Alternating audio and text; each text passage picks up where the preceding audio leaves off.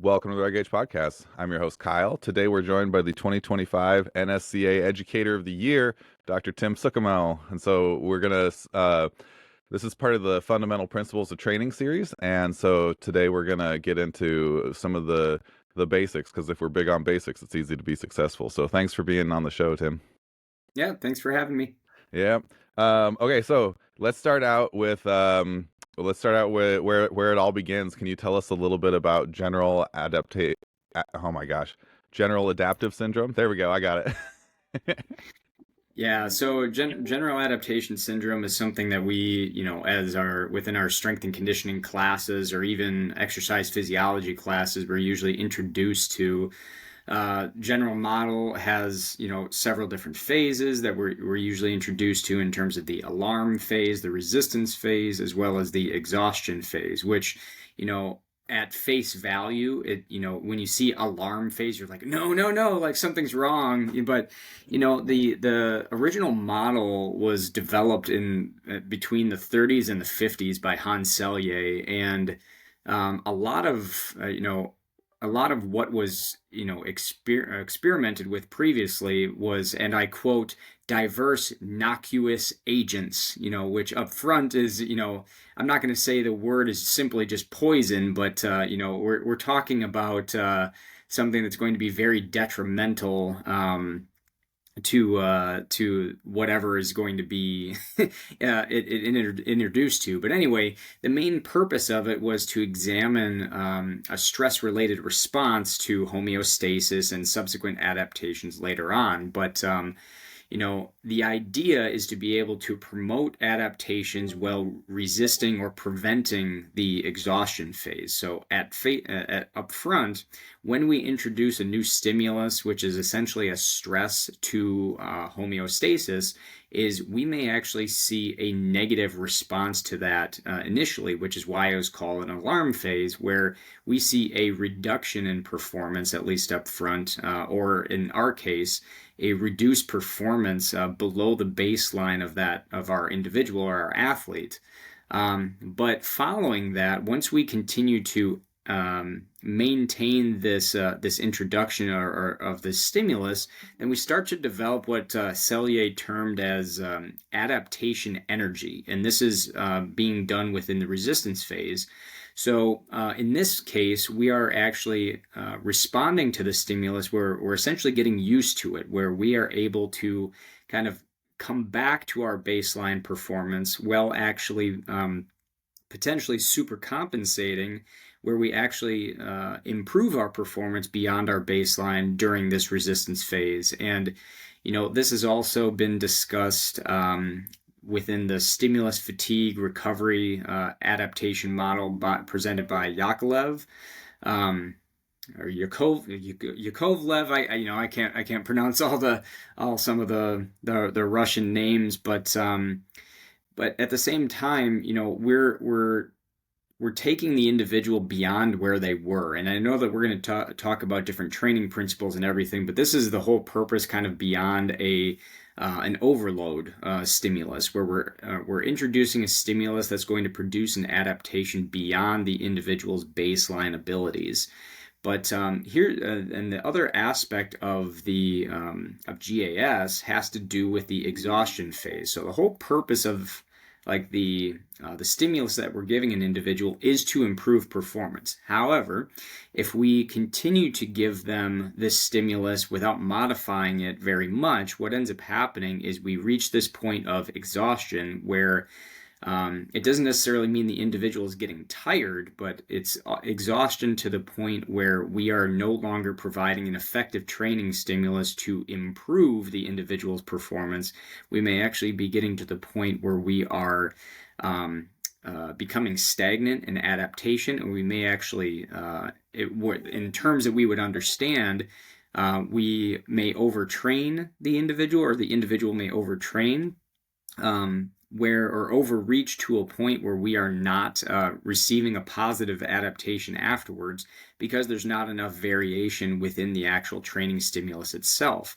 So I mentioned variation. That's one of our other core training principles that we have that I know we're going to talk about. But the idea is being able to provide an effective training stimulus, and GAS, in terms of our adaptation, is kind of our foundation when it comes to how we would expect to introduce a stimulus and then get a training adaptation from it. Yeah. It's it's kind of wild that it's really such a simple idea, right? Like you have a stress, responding to that stress means that you can't do as much, right? Like it takes away from you, and then over time you adapt to it. And from that, we have this whole, opus of strategies to, take advantage of it and to continue to get better. Um, Yeah, the other thing I'll mention is, it when we are introducing a stimulus to an individual, as I mentioned during the resistance phase, they're eventually going to get used to what we give them. Now, a novice, for example, when you start introducing a stimulus, you may continue to see improvements for a really long period of time, primarily because that hasn't been introduced to them before. And the idea is that more experienced individuals require more modifications to their training program to continue to see adaptations. So, it's not a one size fits all.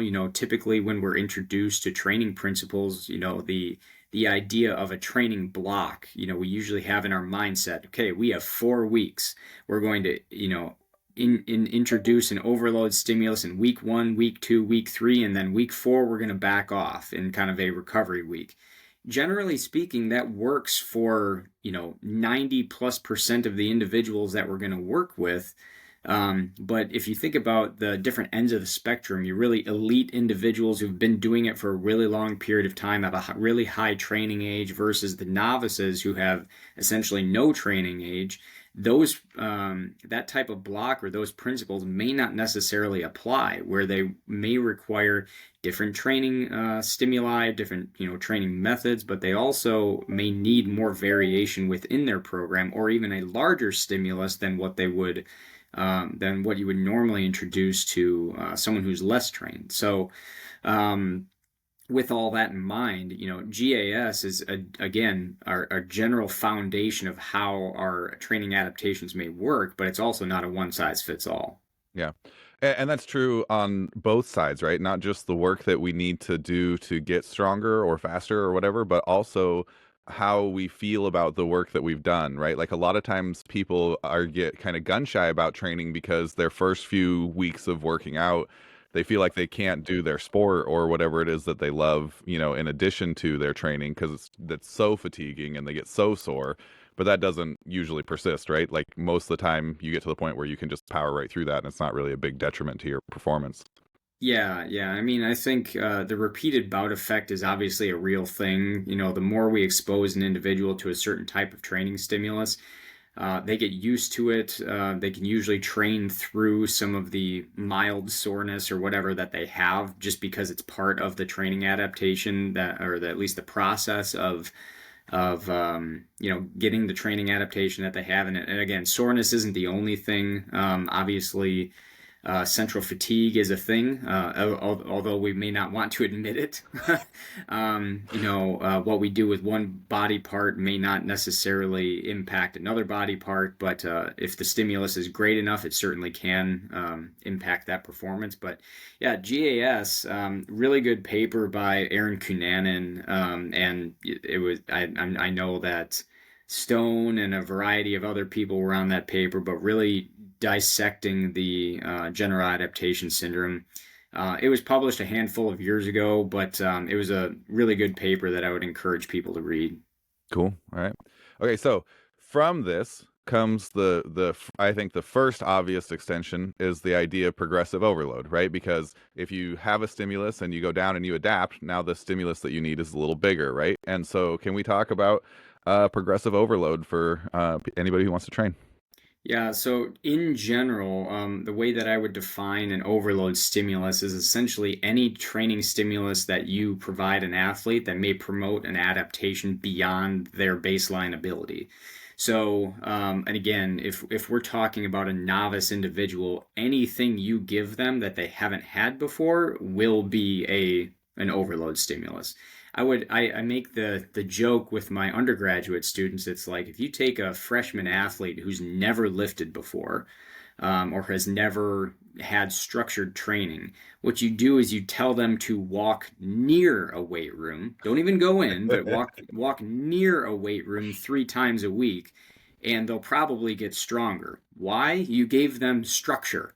You told them to at least go near the place where they can actually, all joking aside, they're probably not going to get an adaptation from that. But what you're doing with a novice individual, at least up front, is you want to be able to provide them with a general structure, because if they are going to now be in the weight room, multiple times per week when they've never been in there before, at that point, it really doesn't matter what training program they get, as long as they're continuing to do something.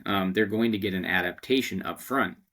But that being said, obviously, the more trained an individual becomes, the more we can fine tune an overload stimulus for them. So the term progressive overload refers to the idea that we introduce a stimulus to the individual that, again, we hope to promote an adaptation beyond their baseline. But progressive overload refers to the idea that we start with a certain stimulus and then we build upon that stimulus for, 1, 2, 3 weeks, depending on the individual, to provide a greater concentrated load. And the concentrated load concept is the idea of this accumulated stimulus that we get an individual to promote an adaptation. So if I want someone to improve their absolute strength, what's probably going to have to happen is I can't I can accumulate a lot of fatigue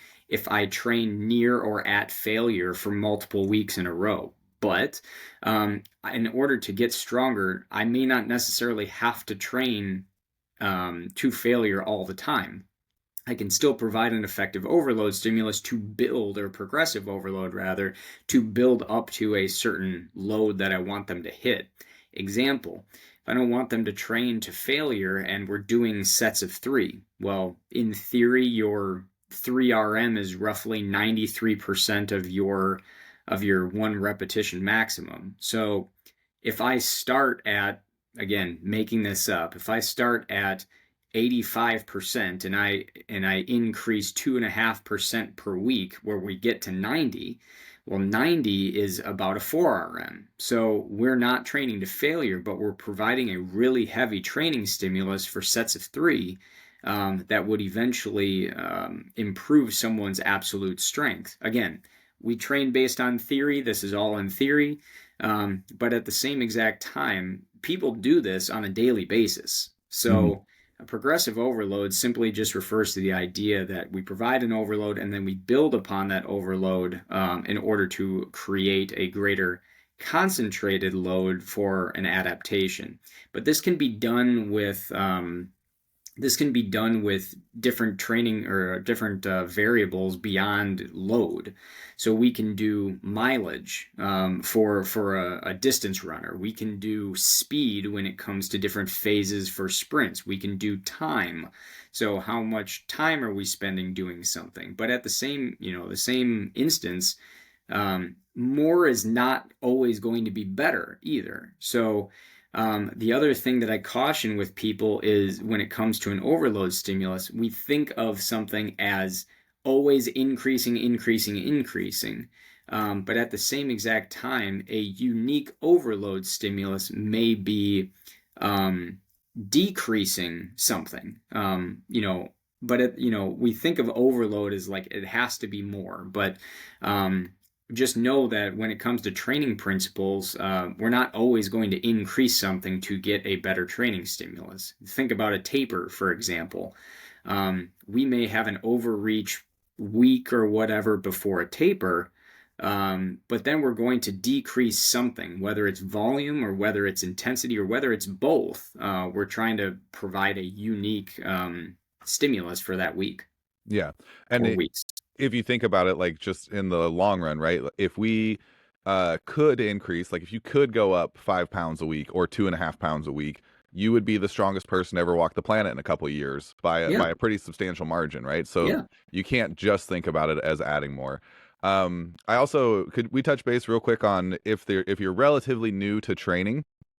I think one of the things that people find really daunting about getting into shape or doing an event is that you'll go out and you'll look at, what is somebody who's super successful in this space do. And sometimes it's a really significant amount of training.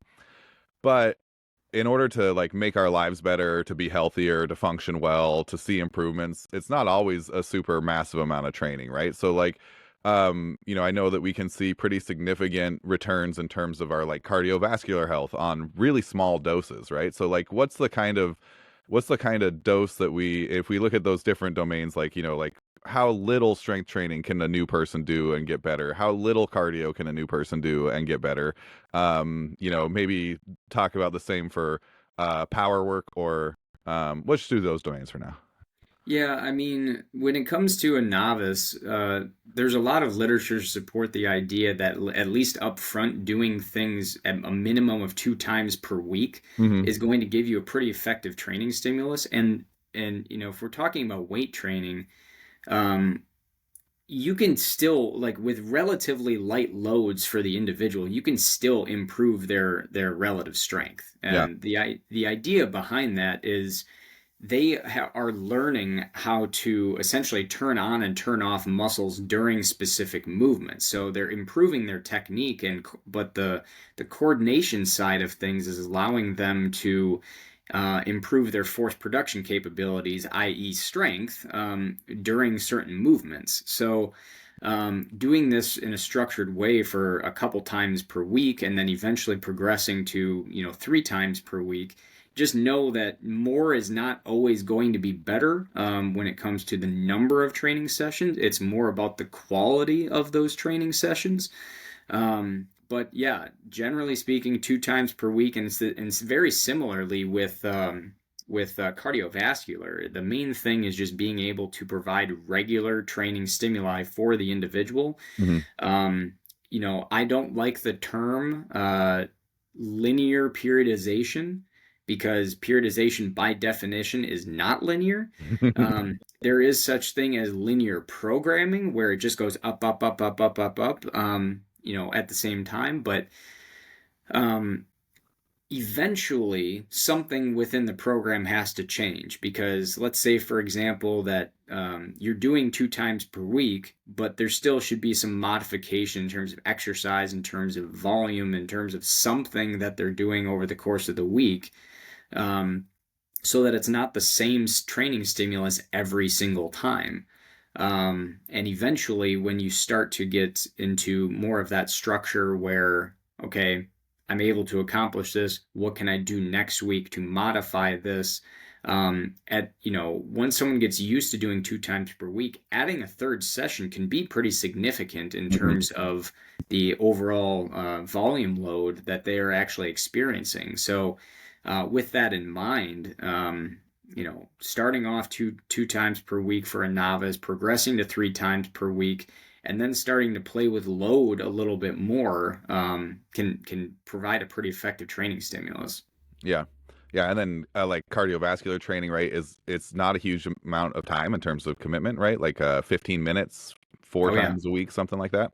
yeah, and, Um, and and even breaking that up into multiple sets. When I was teaching a class that it was general exercise testing and prescription, if you're taking a sedentary individual, whether they are younger or older, it comes down to being able just to provide them with the volume of training. mhm. So even if it's 30 minutes that's broken up into 10-minute increments, with rest periods in between, it's something that they still haven't done before, but being able to provide them with that stimulus and then providing a progressive overload week to week, they're going to get used to it very quickly. Hmm. And the other thing that's nice is that those cardiovascular adaptations, as well as those strength adaptations that they might get from resistance training, hang on for a long period of time, provided the fact that you do this over a longer period of time.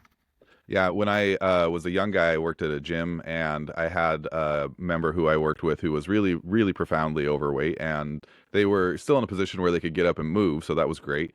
And his first, he was like, "Well, I just want to do cardio outside. I want to go for walks or bike rides or whatever." I was like, "That's fine."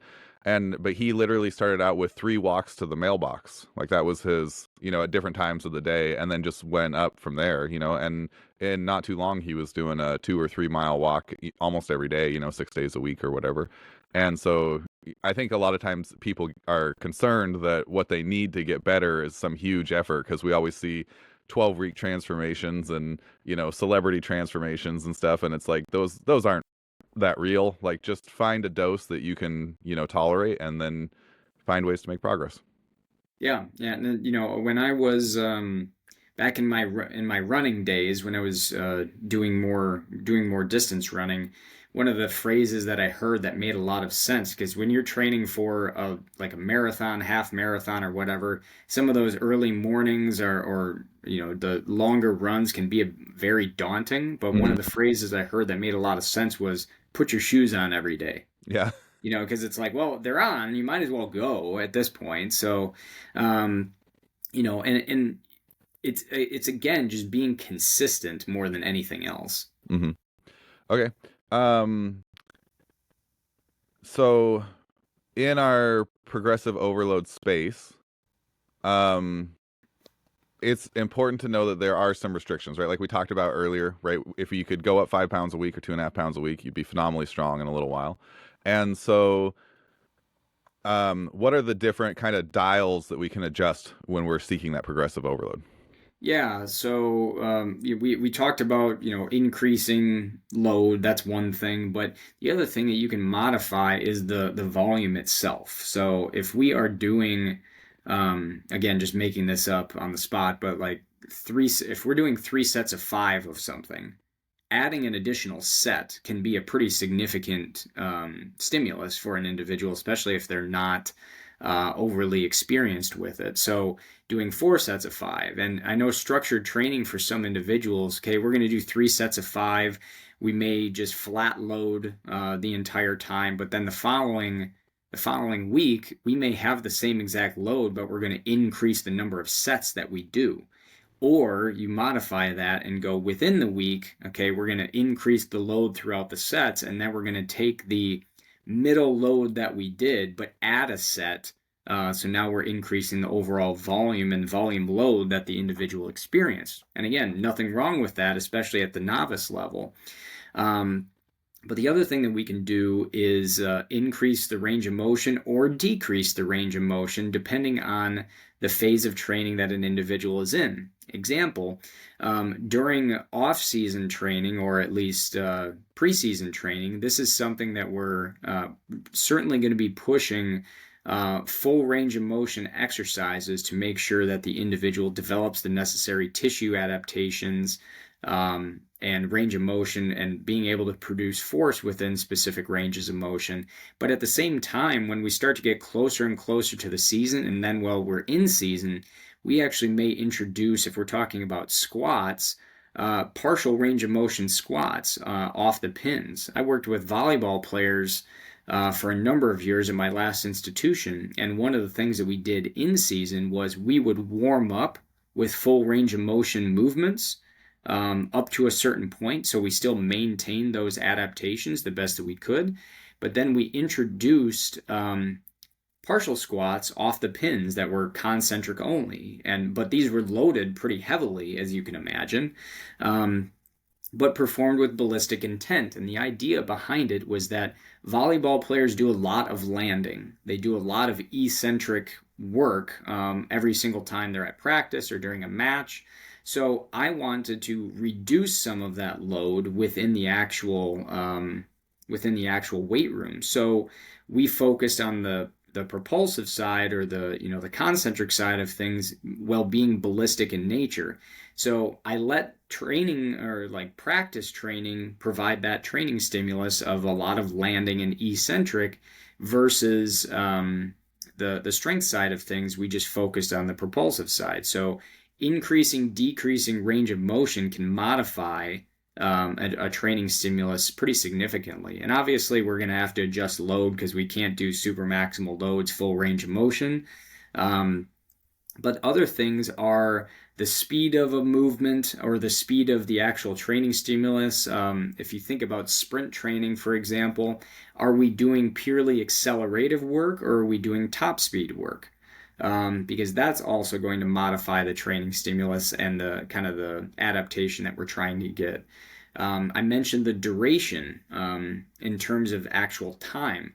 This can be for distance athletes, where we're spending long slow distance runs versus tempo runs, because the amount of effort that you're going to have during that is going to differ. But at the same time, if we think about resistance training, are you doing tempo training, where you are increasing the amount of time under tension by lengthening the eccentric phase of a movement?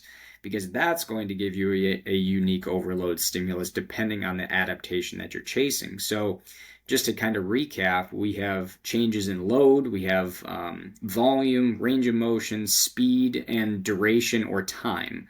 So these are all different things, and I'm sure that there's other variables within that as well that you could modify an overload stimulus.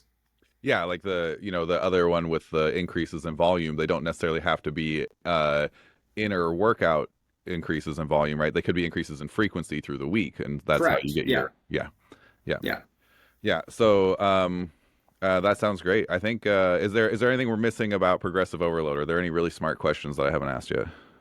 Well, I suppose one of the things that should always be mentioned is that, and I think I mentioned it previously, is more is not always better, but at the same time, some overload stimuli are pretty easy to quantify. So we have volume, intensity, those types of things. But and when we start to get into some of the more advanced methods of training, like your variable resistance training, different types of eccentric training, or even combined training stimuli, we can't necessarily silo these things, because, as much as we would say, this is your sprint training, this is your resistance training, this is your conditioning, whatever, you know, it all is going to impact the individual as a whole. So we can't say this is A, this is B, this is C, and you're going to get unique training stimulus from all of those.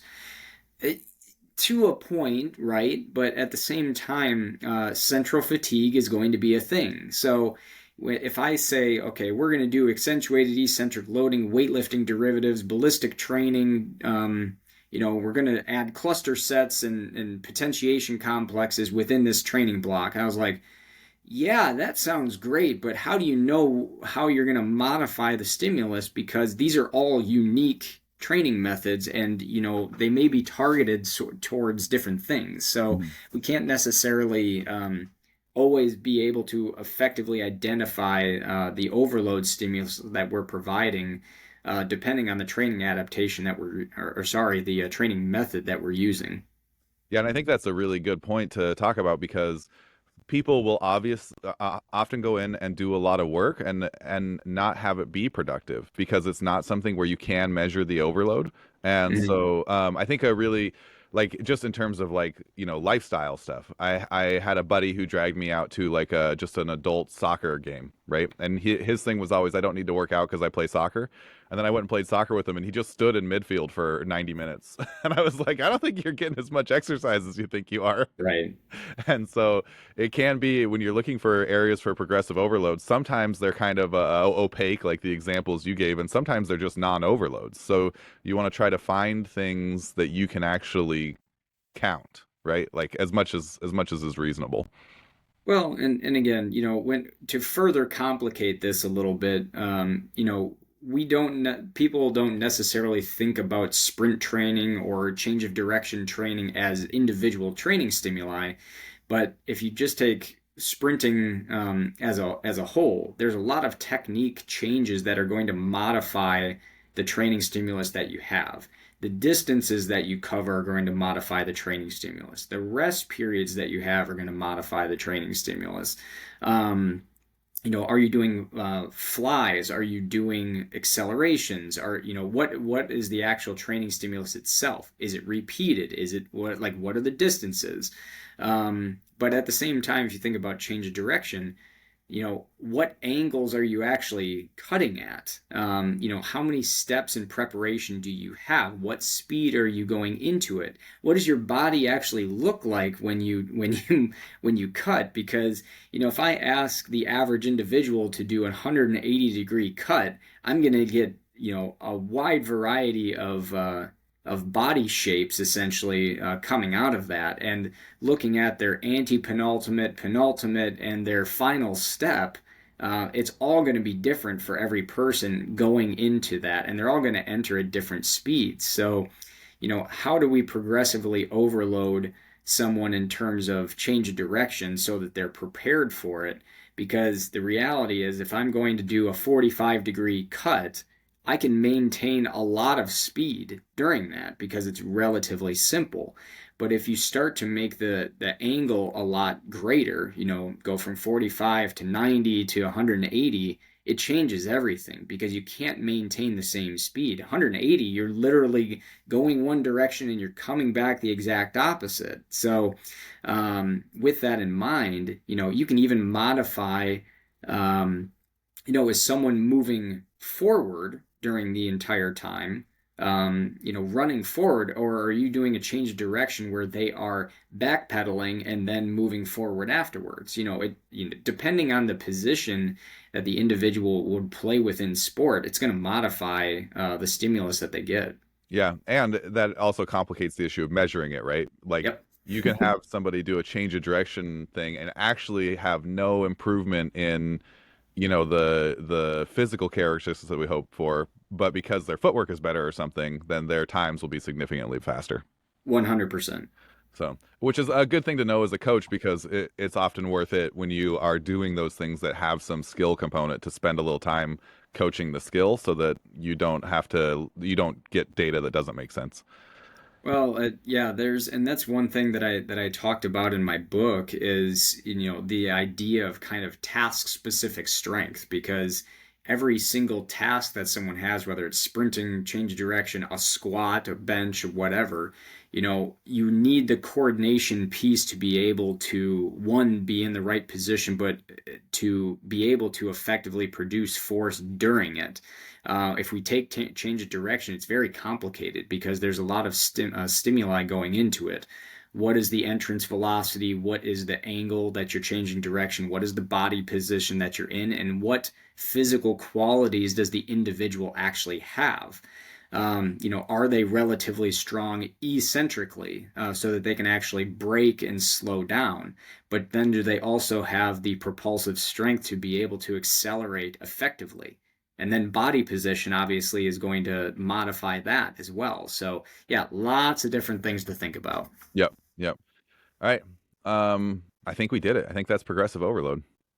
Yeah, lots to touch on with progressive overload. I mean, these are probably I talk training principles to my students in class, and I'll have a session on that probably within about a week or so when we're up and going. But you could spend entire days talking about training principles. Hmm.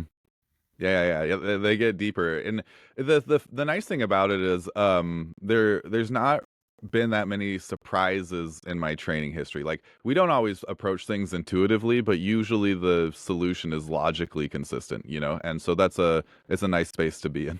What I tell people when it comes to providing an overload stimulus, conservative is probably always going to be, not always, but 90% of the time is going to be a better approach to take, is be conservative until you understand what the athlete can tolerate, and Mhm. just know that there's no such thing as a cookie cutter program because every single individual is going to respond differently.